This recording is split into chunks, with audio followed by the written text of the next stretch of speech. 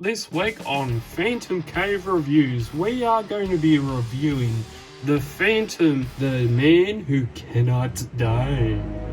It's issue number 2006, it's 44 pages long, and the cover is a hand. So, he's gonna hand me this page. That was a very, very poor joke. The cover is actually done by Matt Kimes. This story, The Man Who Cannot Die, it's a what if story. So people were saying on Facebook they didn't really enjoy it. They thought that Lee Falk would not have been happy with this kind of story. But let's just say we don't actually know. No one actually knows what stories are going to make Lee Falk happy and what stories aren't going to make Lee Falk happy. No one actually knows that because he's not alive anymore.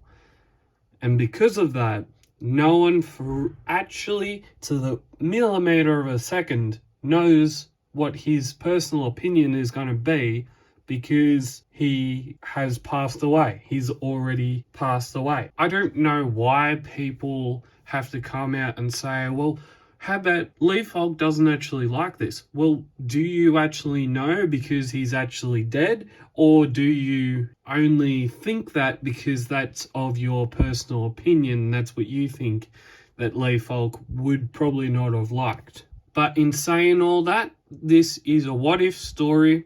It's meant to be having fun. It's not meant to be taken that seriously. And let's have a look at it. It starts off with the Phantom in a boat tackling some pirates. As we always know, the Phantom is always going to be tackling pirates. And he's been stabbed. And he takes one of the pirates, thinks, oh, I've killed the Phantom.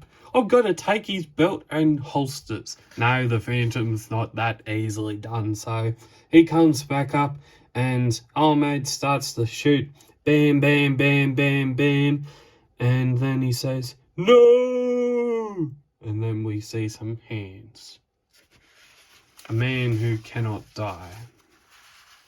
And then out of the ordinary, we see this interview that is happening between this journalist and an older Diana Palmer Walker. Palmer Mansion, New York. I can assure you, Miss Palmer, that the publishers are thrilled with your memoir. What a life you have lived. Thank you, Roy. Your anecdotes are witty and engaging, and you have a knack for captivating storytelling. It's like we've discussed before. Yes, it's not enough that I've written about my achievements as a deep-sea explorer, aviator, Olympic diver, martial artist, nurse, and UN ambassador, as if that was not enough. It's just that you continue to omit. You must understand my under immense pressure from my superiors.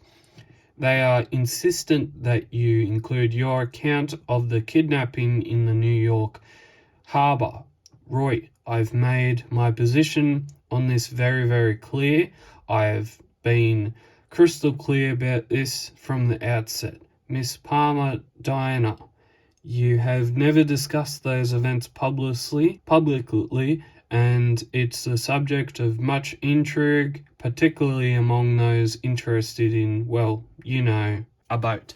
1936, New York Harbor. Immigration officers lower a ladder. Miss, yes, officer, I'm Diana Palmer. I don't understand. We passed through quarantine half an hour ago. Stick them up, madam. The rest of your crew is covered.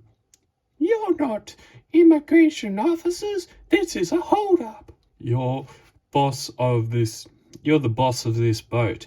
There's 300 pounds of the stuff here that I came for, and you know what I mean. I haven't got the slightest idea. Pretty chicken. Yeah. Fat? Maybe I'll take her with us too. Pretty chicken don't like rats.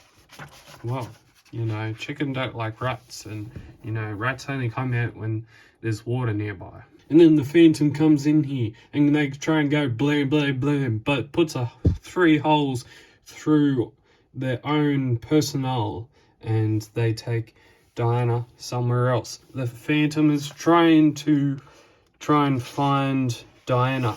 On the other side of the yacht lies air. And he escapes with Diana, and then he pushes a pirate overboard of this little boat. You strangled him, that man, and you threw him overboard so casually. Who are you? Who are these men? Curiosity killed the cat.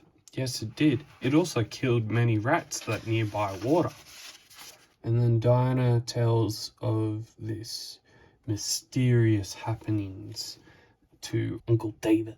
Yeah, Uncle David. And then Prince Ahmed, and he wants to know where those ambergris are, because they're worth a fortune, and there's a heap of them in this certain depository.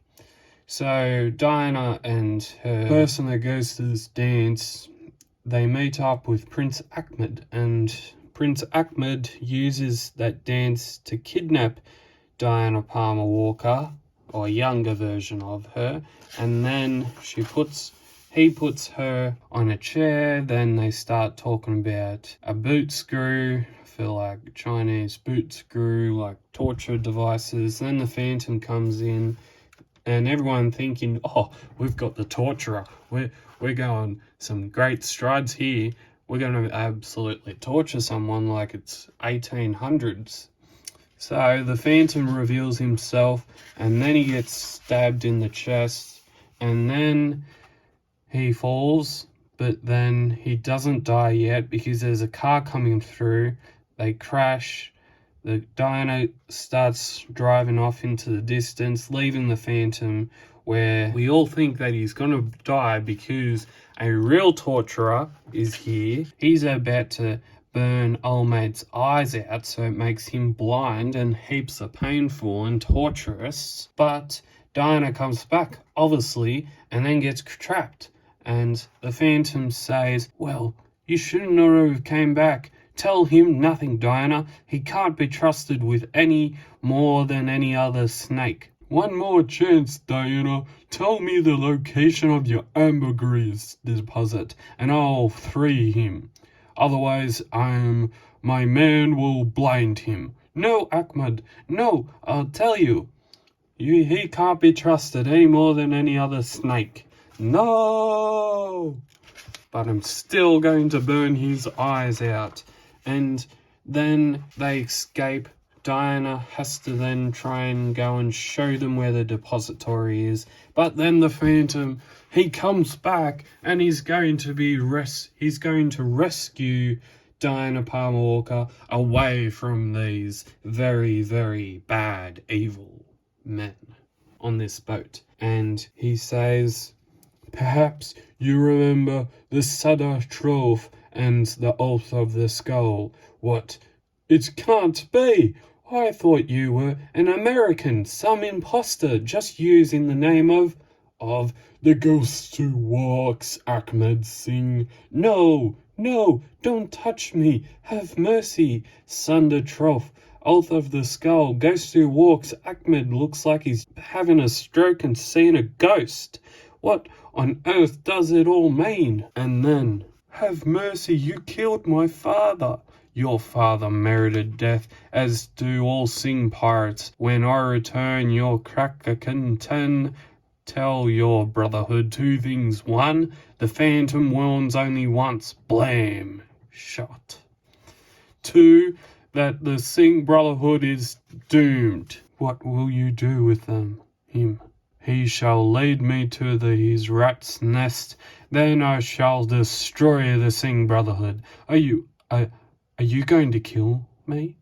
Don't be preposterous. I will take you home. Are you really a ghost who walks? I saw things, horrific things, with my own eyes. And what did you mean by the Oath of the Skull and the Sing brotherhood?